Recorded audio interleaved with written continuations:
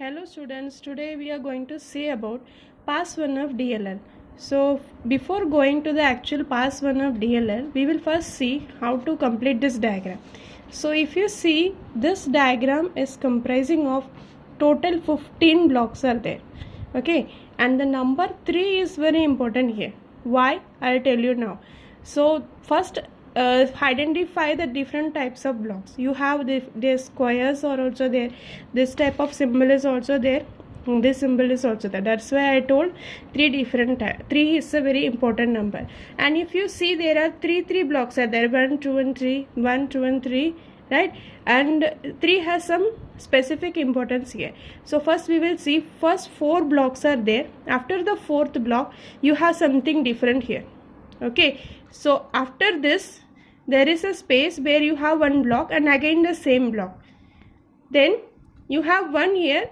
Similarly down this you have 2 and one more here, so total 3. And if you see the pattern here, here is one rhombus and here you have 3. Similarly down you have 3. So that's why in the starting itself I told you 3 has some importance. So now we'll focus on the arrow marks. So how to draw the arrow marks here? So initially you imagine there is one arrow mark here, 1 2 3 and 4. So after reaching this particular symbol, it is something different. What happens is the arrow marks getting segregated in all the 4 directions. Say here one arrow mark is going 1 and here somebody is going, that is 2 and 3 and 4. So imagine this person is trying to go in all the possible directions. So after reaching here, what happens is, here you observe 4 arrow marks and also 4 arrow marks in different direction, and after coming down it reduces into 3 arrow marks, 1 2 and 3.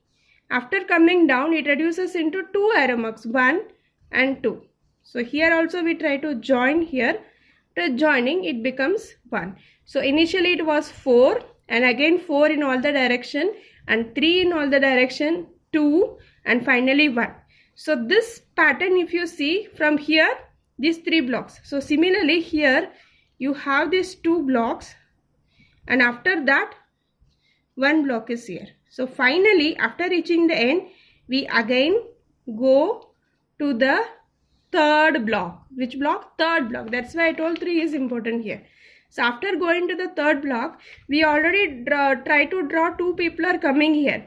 So along with that, make this one also. So 3 people are going towards this side. Again there is a 3 arrow mark. So finally we have completed the entire block diagram of arrows and boxes. Okay. Now we'll focus on what are the contents. So let's see here. This is my pass 1. Okay, so similar to assembler, similar to macro processor, we have something called pass 1 here. So the next block is PLA, so program load address. Okay, then after that instruction, initial program load address. Okay, it's not instruction, it's initial program load address. So after that I am reading my card. What is I am reading? My card. After reading my card means program. I already told you everything is in terms of card. So when I read my card, I am writing a copy of my card for the pass 2, second pass. So okay, after that what I am doing is I am checking my card type. So I already taught you yesterday what are the different types of cards. TXT card is there, RLD card is there, N card is there, ESD card is there, and LDT or EOF. So 1, 2, 3, 4 and 5. So total 5 different cards I already taught you. And one more thing I am telling you here, I already told you about 333, right, in the previous things also. Here also if you see, you will find 3 question marks: card type, ESD type and a symbol name in the GEST. So that's why I noted it in the red color. Okay, so card type, ESD type and is symbol name in the GEST. So card type, there are 5 different types of cards. So if it is a LDT or EOF, means end of file, so we will directly go to the next pass. If it is a text card and RLD card, we don't have to do anything, we have to go and read the next card. But when it is case of end and when it is case of ESD, ext is external symbol definition, right? So when it is ESD, we have to further check what are the three types of ESD. This also I taught you yesterday. What is the three types of ESD is external reference card, SD card, and the LD card. So if it is an end card, end means what? It is the end of a subroutine. So I have to add my subroutine length along with my PLA. So coming down to the ESD card, if it is an external reference, I don't have to do anything in my program. I'm going to do the continue with the reading the card. Now coming to my SD card and LD card. So what is SD and LD? SD is a segment definition, LD is the local definition. So if it is a segment definition, I have to just write the program node address to the value called value. If it is a local definition, I have to add the PLA along with the adder to get the value. Okay, after doing this, it is coming down here. Again I am assigning my length to the segment length. Then it is coming down and it is checking whether the symbol name is entered in the global external symbol table. Okay, is symbol name is entered in global external symbol table.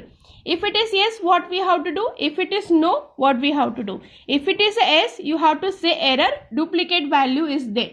Okay, if it is no, what you have to do is you have to store the symbol name and value in the GEST. After storing, you have to print the symbol name and value for load map.